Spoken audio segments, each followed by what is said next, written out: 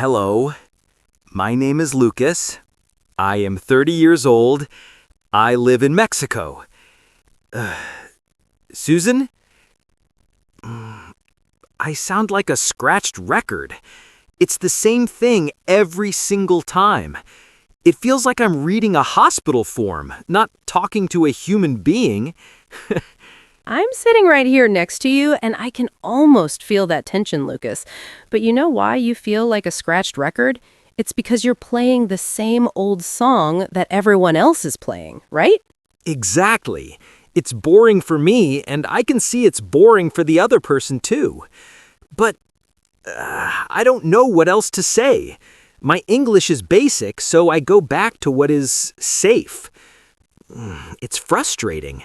Well, let's think about that movie Matrix. Remember the scene with Morpheus and the two pills? He offers the blue pill and the red pill.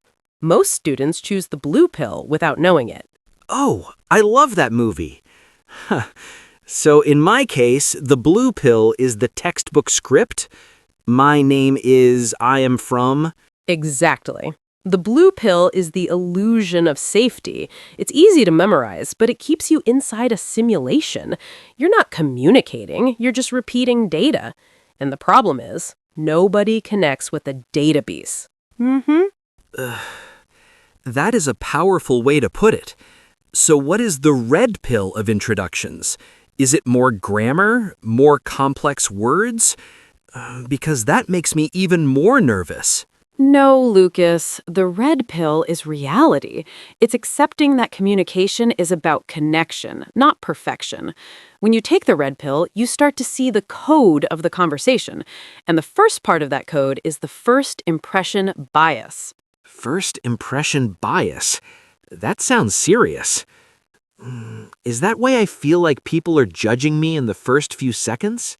Precisely. Science shows that the human brain takes less than 7 seconds to decide if it trusts you or if it should pay attention to you. It's an animal instinct. If you sound like a robot, the other person's amygdala— Amygdala? Yes, amygdala is the part of the brain that detects boredom or threats, simply shuts down. 7 seconds? I can't even say my job title in 7 seconds.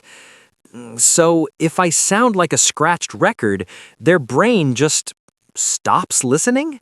That's it. They stop listening to you and start thinking about what they're going to have for lunch. To cause a good impression, you need to break their pattern. You need to show that you're a human, not a pre-recorded message. Okay. Oh, I'm ready for the red pill. No more scratched record. But how do I start? If I don't say my name and age, what do I say? Oh, you still say your name, but you change the energy. First, delete the monotonous hello. Try a more vibrant hi there, or even hey, how's it going? Can you feel the difference? Hi there. I do feel more present when I say it like that. It's like I'm actually looking at the person. But what comes next? Next, you add a human touch to your name. Instead of I am Lucas, try I'm Lucas, by the way. That little by the way at the end makes it sound like you're having a real conversation, not an interview, right? I'm Lucas, by the way. Oh, I like that. It sounds more relaxed. Like I'm not trying too hard. But what about the job part? I work in a bank is so, well, flat. Let's change the focus. Instead of the title, focus on the help. Use the structure, I help people or I help companies. Every job solves a problem, Lucas. What problem do you solve? I help companies organize their finances. Wow, that sounds much more interesting than I'm an analyst.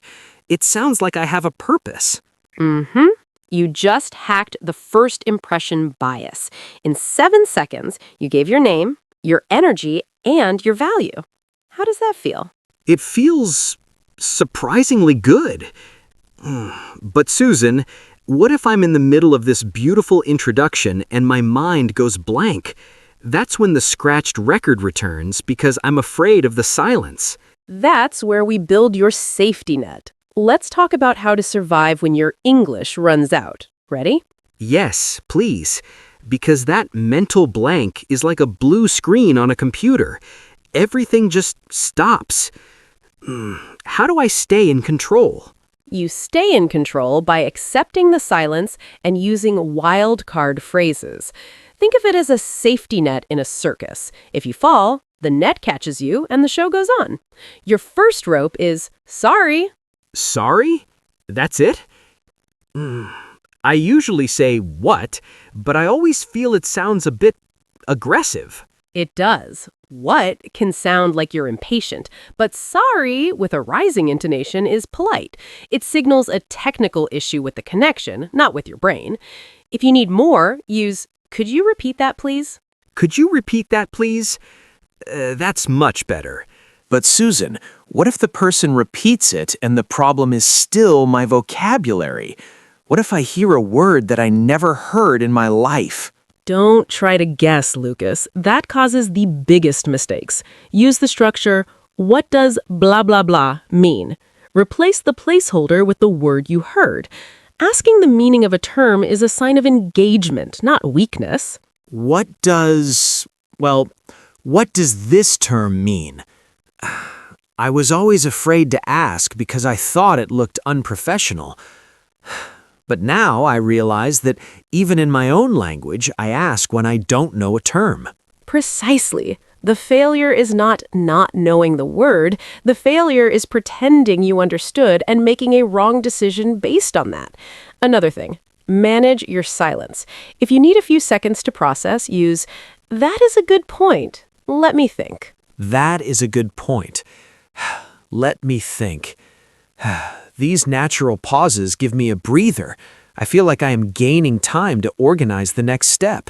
It's like a negotiation technique. It is. But even with these phrases, I know you still feel like everyone is staring at your mistakes. That's the spotlight effect. We think people are noticing every single grammar error, but they're not. They're looking for connection. The spotlight effect.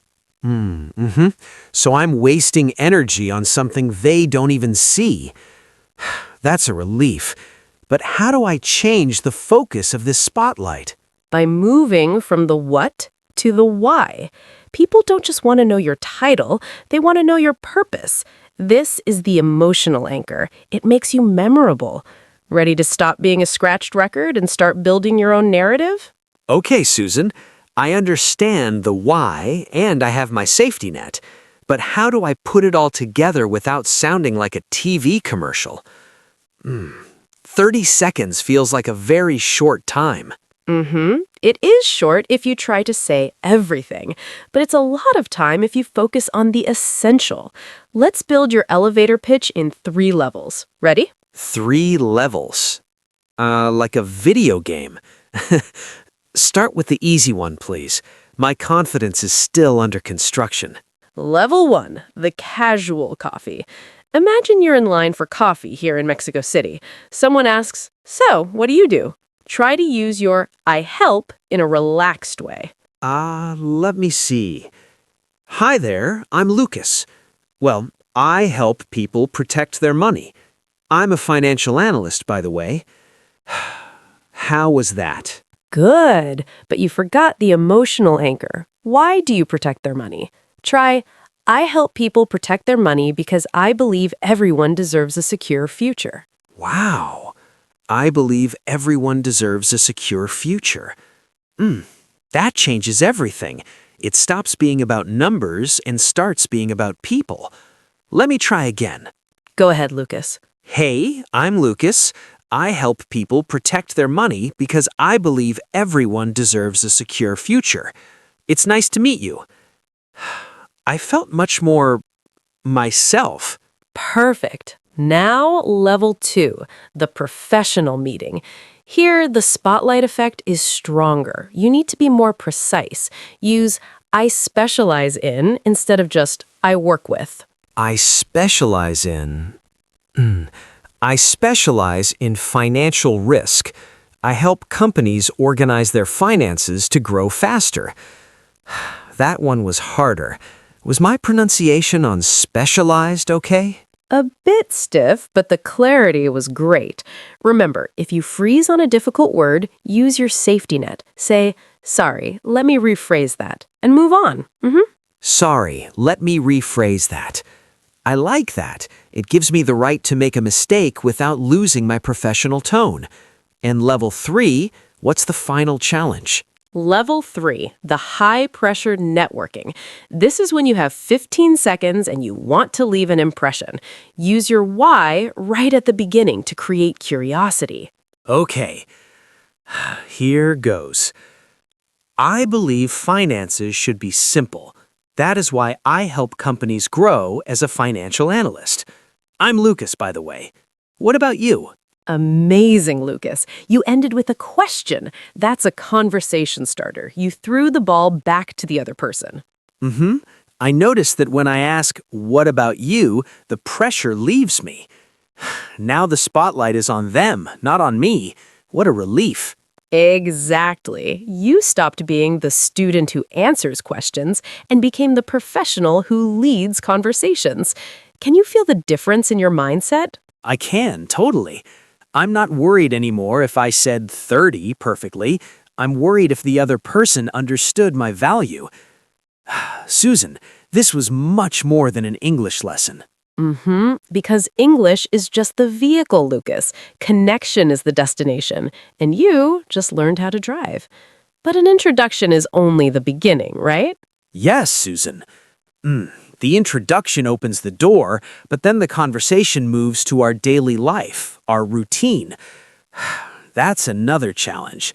Speaking about what I do from the moment I wake up until I sleep. And that's exactly why our next encounter is vital. We're going to transform your routine into a narrative. But for today, Lucas, you took the biggest step. You chose the red pill. I feel ready. And I want to ask the people listening to us. I'm not the only one struggling with this, right? Not at all. So if you're listening to us and you also feel stuck when talking about your day, we want to hear from you. Write in the comments, what is your study routine like? Do you have a specific time or is it a bit chaotic? Yeah, please share with us. Writing about it is the first step to speaking about it naturally. I'm actually excited to read your comments. Me too. And look, if you want to really dive deeper into what we discussed today and prepare yourself for the next level, I have a gift for you. Oh? What is it?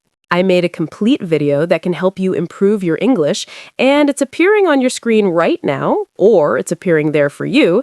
Just click and watch. I'll also leave the link in the cards and in the description for you. Awesome. I'm going to click on it right now. Susan, thank you today. I feel my bridge to fluency is finally being built the right way. You're welcome, Lucas. Remember, clarity wins over perfection every time. We will see you in the next video. See you there, guys.